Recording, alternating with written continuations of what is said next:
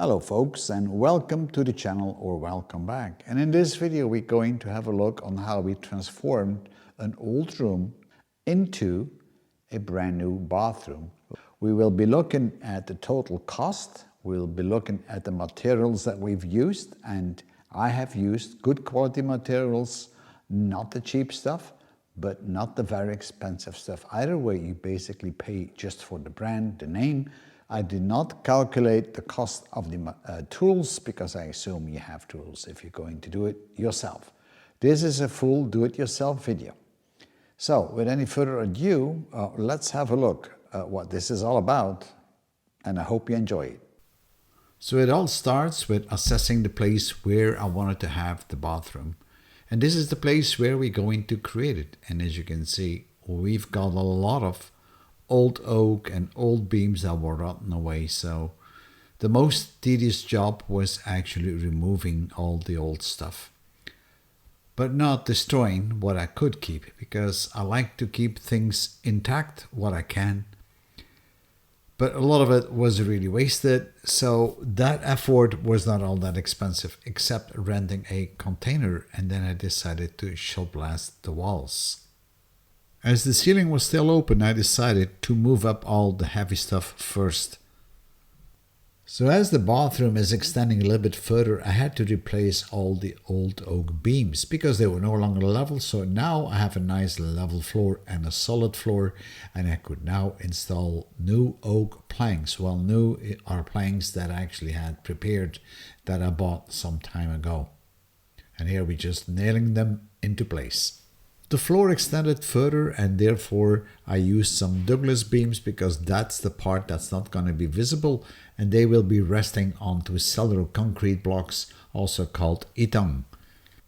The lower floor is going to be insulated with insulation material which is 18 centimeters thick. The entire surface is about 3 by 3 meters, so 9 square meters. With the Douglas beams in place, I noticed that I had to raise the wall in the back, and for that I'm using cellular concrete, which is called Eton where I live, and it's easy stuff because you actually glue that together. So here I'm raising the wall a bit with about a meter 20, and I'm also locking down those Eton blocks onto the outer wall. And once it was dried up, I could actually install the insulation on the roof and fill up the gaps with expanding foam and the gaps in between the panels with aluminum tape. That way it's all secured, and then it's time to install the back frame. With all that ready, I can now install the OSB panels on the floor and the back wall. And notice that I have already made a frame in the back and have also insulated the roof. So that will come into the cost in a second. Installing OSB panels is a good thing, especially if you're going to put plasterboard on top of it afterwards. And here we're wrapping it all up. This is the back wall of the bathroom. You can call it poor planning, but I did shuffle things around about 4 times. Once I had a better view on how the room would look like, because doing it on paper is one thing, but in reality, things turn out sometimes a little bit different, so I had to adjust things. So as we are talking about the bathroom, it's important that everything is watertight, even the floor and the walls. And therefore, I'm using cement board. It's insulation, and at the same time, it has a protective coat on it, and it's water resistant. So this is going to go onto the OSB panels, and it's absolutely watertight. There is no doubt about that. And it's also going on the floor. It's also going to enable me later on to install the tiles. And here we're just fitting the faucet for the shower and connecting up the drainage for the base of the shower. I'll give you the price separately for the shower later on once we install the real shower. And we're preparing the toilet. I'm installing drywall on the other sides of the walls, and the drywall that I'm using is specific drywall for humid rooms. So like for bathrooms, it's the green stuff, so it is water resistant. I'm not saying that you should actually put it in the back of your shower, but for the rest of the bathroom, this is more than adequate to be used. For the plumbing, I'm using Alpex tubes, which are multi-layered tubes. And for the costing here, I got a complete roll, so it's going to be valid for the whole installation. I'm just drilling the holes now and then hooking up the water distributors in the back of the bathroom. I have it both for cold and hot water, so those are mounted on the wall and ready to go. With the building board installed, we're going to install the tiles both on the wall and on the floor. And for that, you're going to need some glue, and I'm using flex glue, 25 kilograms, and filter for the joints. Trial fitting the tiles, and the tiles I'm having here are ceramic tiles, 60 by 60. And then we start gluing them down onto the floor. We both glue the floor and the tile, and then we place them on top of each other, and a suction tool for that is the perfect tool. Without it, it's a little bit more difficult to do. Making sure everything is level, and then we carry on with the next one, and then we put some plastic spacers in between so we have a nice equal joint everywhere. And then finally we start ripping it off. And now it's time to fill in the edges, so for that we need to cut the tiles. Now that we have all the tiles installed, we can install permanently the base and the glass on the side of the shower. The base itself was quite expensive, 820 euros. And the glass wall that we're going to install is another 625 euro, bringing us to a total of 6,205 euros so far. Here I'm just preparing the glass wall. The glass wall is about 1.40 meters by 2 meters. Fairly heavy to lift, so I always recommend to do this as a two-man lift, but as I was on my own, I did the work myself. And I'm using a suction tool for that to be on the safe side.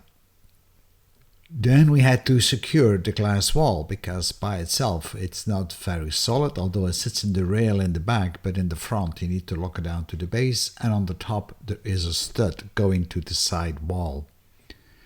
The whole installation takes you about an hour and a half, and then finally we are actually sealing up the back rail and then gently knocking it into place. So all by all, not all that complicated, and a fun job to do. We opted for a standing toilet, and the toilet did cost me 342 euros, everything inclusive. It has a two-function flush, a small one and a big one, and we also needed some small parts like a little valve and a flex. Installing the cabinet requires that you have hot and cold water and a drain, and here we are installing the small taps to provide hot and cold water. The cabinet must be absolutely horizontal, and as you notice, the top does not have a hole in it, so we had to drill the hole for the tap. The top is glued onto the cabinet, and the cabinet is actually made out of oak, and here we are installing the Blue Foss tap onto the top and connecting it to the hot and the cold water. And then the last thing we had to do is to connect the drainage, and here is the drain going to a tube through the wall with a siphon, which is cutting off the smell. And then we could assemble the full cabinet, all the drawers in full oak, together with the handles. So for the shower, we opted for a rain shower, and the rain shower has a thermostatic tap on the side wall, but it also has on the top what we call a rain shower head, which creates a very soft water stream. You want to make sure that in the shower everything is watertight, especially those areas that are of different materials, so a silicone bead is absolutely necessary. And now it was time to finish it all up and create the front wall, and I want to have that in oak because this is an old building and an oak wall would just do the things right for me. Now the oak I had since a long time, so I prepared the oak planks on the planer so they looked quite alright, and then I prepared a waterproof shield onto the frame structure, and I was about ready to start installing the planks that I have now put through the planer. So the oak planks were not all that expensive for me, because I had them laying around. As I had an oak wall, I had to create an oak door, and I like to use very simple locks on that, so it goes along with the style of this old house. As this is a bathroom, I needed a mirror, so I went for an electrical mirror, and this prevents damp on the mirror, which is always handy. And of course we need some electrical sockets, so I drilled a couple of holes in the oak, and then we installed these sockets Keep in mind that you have to respect the distance for security, and everything has to be on a 30 milliamp breaker.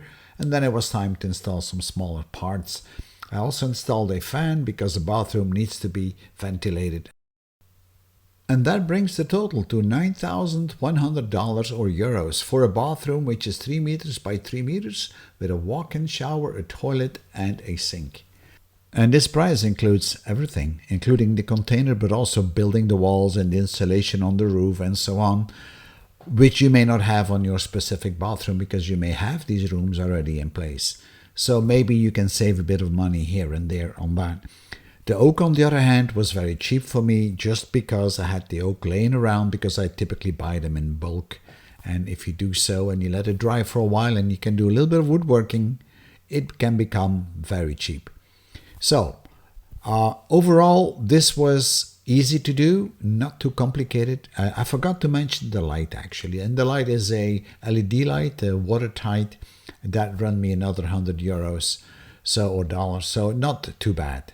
I have not all the small little toys that you typically see in the bathroom because that's just decoration, and this is something people can up for themselves and add it to the price. So I hope that you enjoyed this a little bit, and please comment by any means on all the work we've done. And by the way, you can see every session on this on my YouTube channel, because every build is documented in great detail, the tools you're going to need, the materials you're going to need, and how I've done it. So, thank you for watching, and I'll see you in my next video. Bye-bye.